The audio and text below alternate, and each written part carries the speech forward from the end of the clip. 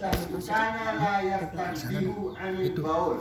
Yang pertama tadi disiksa itu kalau dia kencing, kalau dia tidak kodok hajat, dia tidak membersihkan diri. Kamu bahasa tidak ada dikencing girang besok diri, dia girang berkonceng.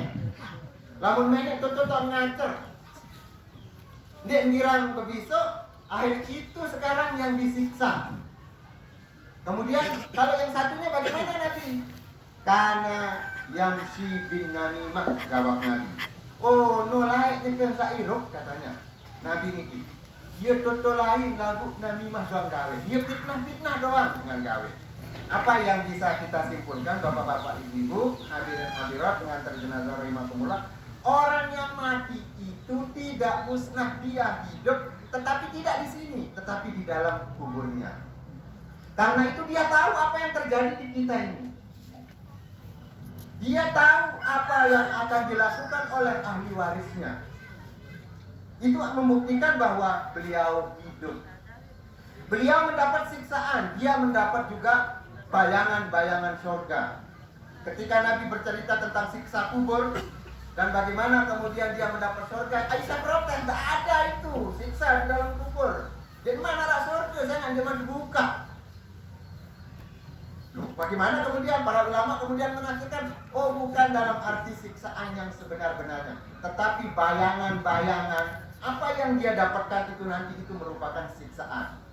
Kalau misalnya kita nanti setelah sampai di rumah harap dengan tagih hutang, teman yang julun yang belum kami ini belum di hadapan kita, tetapi bayang-bayang itu sudah datang. Besok pagi hari Ahad, bukan besok hari Sabtu hari Ahad, anak-anak kita akan ajak ke Senggigi, kita nginap di hotel. Oh senang sekali anak-anak itu. Belum dia mendapatkan hiburan itu, tetapi bayang-bayang dia sudah mendapatkannya. Bagaimana enaknya orang bertamasya di Senggigi, bagaimana enaknya orang bertamasya di pantai-pantai. Bayang-bayang saja. Sekali lagi yang ingin saya sampaikan bahwa beliau mayit yang meninggal dunia itu bukan musnah, tetapi mati itu adalah ketiadaan hidup. Karena itu di dalam Al-Quran orang mati itu tidak hanya diungkapkan dengan kata-kata maut, tetapi wafat. Di dalam bahasa Arab, wafat itu dari kata-kata wafa, yafi, itu artinya memenuhi. Kenapa disebut memenuhi? Orang tidak akan mendapatkan surga. Kita beribadah sekarang ini tidak akan mendapatkan surga sebelum kita memenuhi, sebelum kita wafat. Percuma kita sholat kalau misalnya tidak mati, tidak bakalan bisa akan dapat surga, tidak bakalan bisa dapat pahala. Nanti proses mendapatkan pahala pertama kali itu ketika kita wafat. Itu sebabnya maka orang mati itu disebut wafat. Oh dia sudah sempurnakan dirinya untuk mendapatkan surga, untuk mendapatkan neraka. Sebelum hari kiamat beliau sudah memenuhi salah satu proses menuju hari kiamat. Apa itu yang pertama kali itu adalah alam kubur. Karena itu ungkapan kematian di dalam Al-Quran itu disebut dengan kata-kata wafat. Sempurna. Dunia ini artinya pendek. Hidup di dunia ini sebentar. Tetapi yang lama itu adalah akhirat. Walal akhiratu khairul laka minal ula. Akhirat itu tetap lebih baik dan lebih utama daripada yang pertama, yaitu dunia ini. Kalau agama mengajarkan kita kehidupan akhirat seimbang dengan kehidupan dunia, betul itu. Tetapi coba kita lihat ayat-ayat yang pendek tadi itu, walal akhiratu khairum wa abqa. Akhirat itu lebih baik dan lebih kekal. Lebih kekal daripada dunia. Lebih baik daripada dunia. Maka seorang muslim boleh dia berorientasi untuk kehidupan dunia ini, tetapi tetap harus menjadi catatan kehidupan setelah mati ini, setelah meninggal ini, itu lebih kekal dan lebih abadi daripada kehidupan akhirat. Kepada keluarga kita semuanya, marilah kita pandang kematian itu dengan cara husnudzon billah, baik sangka kepada Allah Subhanahu wa Ta'ala. Apa yang terjadi di dunia itu harus kita pandang dengan pandangan yang berbaik sangka. Beliau meninggal kemarin, hari ini dikuburkan, itulah yang terbaik menurut Allah dan harus menurut kita. Malah kalau ditunda-tunda itu jelek, atau didahulukan itu jelek. Maka beliau meninggal kemarin, tadi malam, sekarang dikuburkan, itulah yang terbaik dalam pandangan Allah. Karena itu kemudian apa yang harus kita lakukan? Maka yang harus dilakukan oleh kita semuanya sebagai keluarga harus ikhlas. Terima. Ini adalah bagian dari keyakinan kita kepada takdir.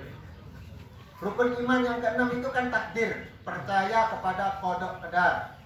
Beliau meninggal pada hari malam Kamis ya. Itu bukan perkara kebetulan, beliau meninggal, bukan tiba-tiba, tetapi itu sudah diskenario oleh Allah Subhanahu wa taala ribuan sebelum bumi dan isinya ini ada. Ma asaba min musibatin fil ardi wala fi anfusikum illa fi kitabim min qabli an nabra'aha inna dzalika 'alallahi yasir.